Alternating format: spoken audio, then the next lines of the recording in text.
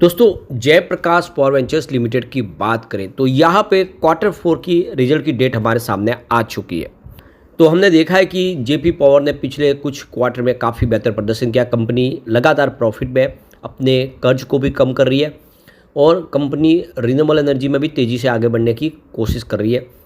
ऐसे में JP power जो स्टॉक इस समय वाकई में बहुत अट्रैक्टिव है, क्योंकि अपनी बुक वैल्यू से नीचे ट्रेड कर रहा है।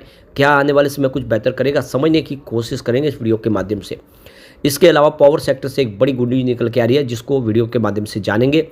और आज एफआई ने बाजार में रिकॉर्ड तोड़ खरीदारी की है। भले ही बाजार में गिरावट हुई हो, लेकिन एफआई की खरीदारी चौंकाने वाली है। क्या एफआई पूरी तरह से बाजार में लौट आए और आने वाले समय में काफ़ी बेहतर प्रदर्शन हो सकता है बाजार का, जानने की कोशिश करेंगे इस वीडियो के माध्यम से।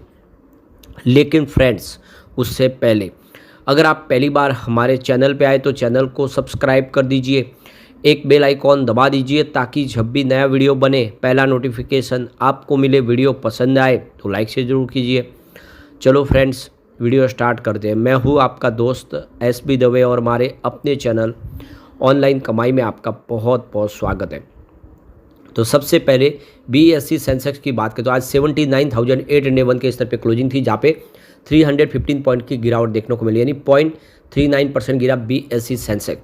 तो बाजार में गिरावट थी और जो तेज़ी का सिलसिला चल रहा था पिछले 10-15 दिन से, उस पर ब्रेक तो लगा।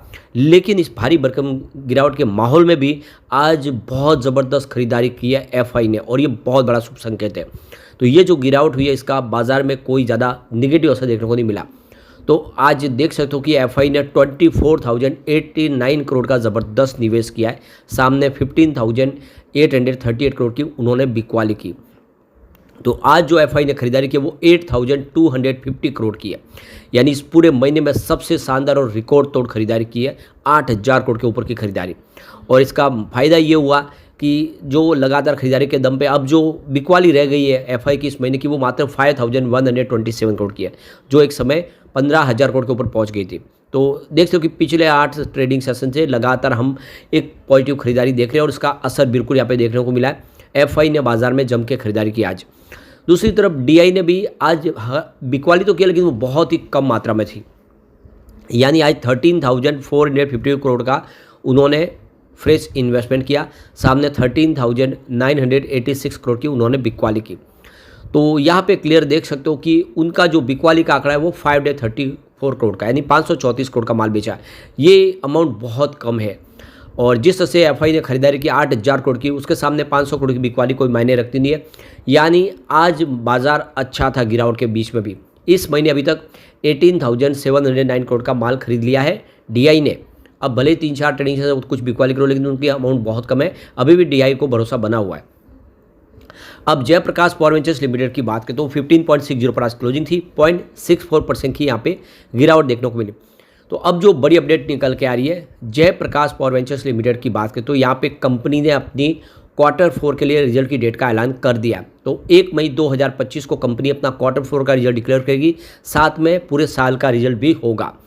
तो अब देखो कि डेट आ चुकी है और यहाँ पे इनसाइडर ट्रेडिंग के लिए ट्रेडिंग विंडो क्लोज है। 1 अप्रैल से ही ऑलरेडी क्लोज हो चुकी है।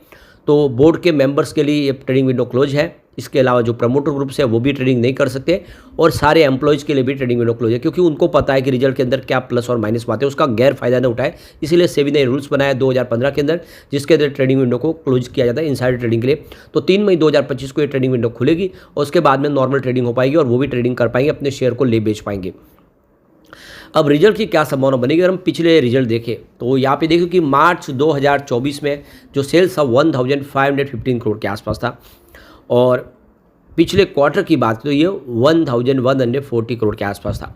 यानी आप देखें तो सेल्स कम हुआ है मार्च 2024 के मुकाबले दिसंबर में। खर्च की बात करें तो 788 करोड़ का खर्च था मार्च 2024 में पिछले साल, और इस पिछले क्वार्टर की बात करें क्वार्टर 3 की तो ये 850 करोड़ के आसपास था। तो ये एक प्रॉब्लम है कि खर्च बढ़ा और सामने सेल्स भी गिरा। अब ऑपरेटिंग प्रॉफिट की बात करें तो मार्च 2024 में 727 करोड़ का ज़बरदस्त ऑपरेटिंग प्रॉफिट था। दिसंबर में पिछले क्वार्टर में ये गिर के 290 करोड़ के आसपास, तो ऑपरेटिंग प्रॉफिट कम हुआ है कंपनी का, यानी दिसंबर क्वार्टर कुछ ठीक नहीं था। इस बार तो उम्मीद है कि रिजल्ट बेहतर होगा।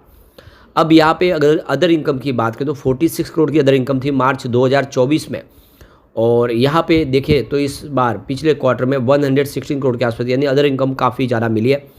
इसके अलावा प्रॉफिट बिफोर टैक्स की बात करें 548 करोड़ का बताया था मार्च 2024 में, जो दिसंबर में 193 करोड़ के आसपास था। तो प्रॉफिट बिफोर टैक्स में कमी आई है। अब बात करें इसके नेट प्रॉफिट की तो 589 करोड़ का नेट प्रॉफिट बताया मार्च 2024 में, और दिसंबर में ये 127 करोड़ के आसपास था। उम्मीद है कि इस बार प्रॉफिट बढ़ेगा। EPS इसका 0.86 रुपीज़ के आसपास था मार्च 2024 में, जो दिसंबर में 0.18 रुपीज़ के आसपास है। कुल मिला के उम्मीद है कि इस बार बेहतर होगा। यहाँ पे अगर हम इसकी स्ट्रेंथ और लिमिटेशन को देखा तो इसकी पॉजिटिव पॉइंट काफ़ी ज़्यादा है। तो पहला यहाँ पे देखें तो company has shown good profit growth of 23.27% for the past 3 year. इसके अलावा जो सेकंड इसकी स्ट्रेंथ है वो है the company has shown good revenue growth of 27% for the past 3 year.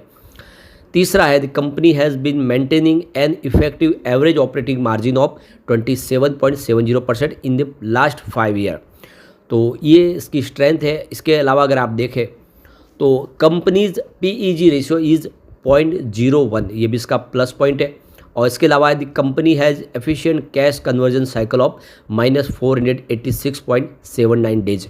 तो ये सारी इसके स्ट्रेंथ है। यहाँ पे मात्र 2 लिमिटेशन है, और वो है company has poor ROE of 3.93% over the past 3 year, और सेकेंड है प्रमोटर प्लेजिंग इज़ हाई 79.20%। ये प्रमोटर की जो शेयर गिरवी है ये एक प्रॉब्लम है। तो 2 लिमिटेशन है, लेकिन सामने अगर आप देखेंगे तो 5 यहाँ पे पॉजिटिव पॉइंट है। इसका मतलब जो पलड़ा भारी है वो पॉजिटिव पॉइंट का स्ट्रेंथ का है, इसलिए इसमें इतनी चिंता की बात नहीं है।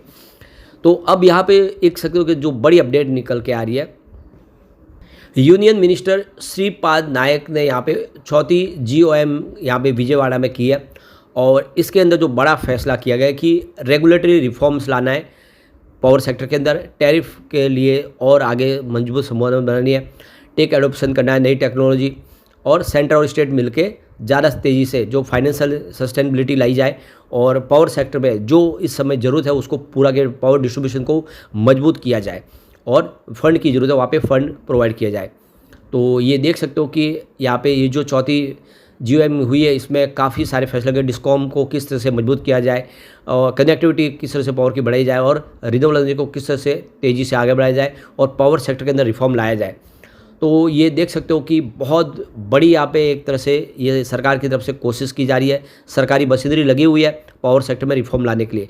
जल्द ही यहाँ पे कुछ बड़े फैसले लिए जाएंगे। सरकार पावर सेक्टर की कंपनियों को ईजिली लोन प्रोवाइड करने के लिए भी तैयार है। ऐसे में आने वाले इसमें ये पावर सेक्टर में काफ़ी ज़्यादा पॉजिटिव संभावना दिखाई दे रही है, और ऐसे में JP पावर जैसे शेयर कमाल कर सके। सबसे जो बड़ी बात है इसकी जो प्लस पॉइंट है वो ये है कि ये अपनी पेयर कंपनियों की तुलना में वाकई में P रेशियो के मुकाबले काफ़ी सस्ता है। यहाँ पे NTPC देखें तो इसका P रेशियो है वो 16.03 का, और इसकी प्राइस 363 की है। पावर ग्रिड कॉर्पोरेशन जिसका P रेशियो 18.81 का और प्राइस 314 के आसपास है। अदानी पावर जिसका P रेशियो 17.23 का है और इसकी प्राइस 575 की है। अदानी ग्रीन जिसका P रेशियो 105 का है और प्राइस 968 की है। अदानी पावर के बाद है टाटा पावर की बात करें तो 32.65 का इसका P रेशियो है, और यहाँ पे इसकी जो प्राइस है वो 395 के आसपास है।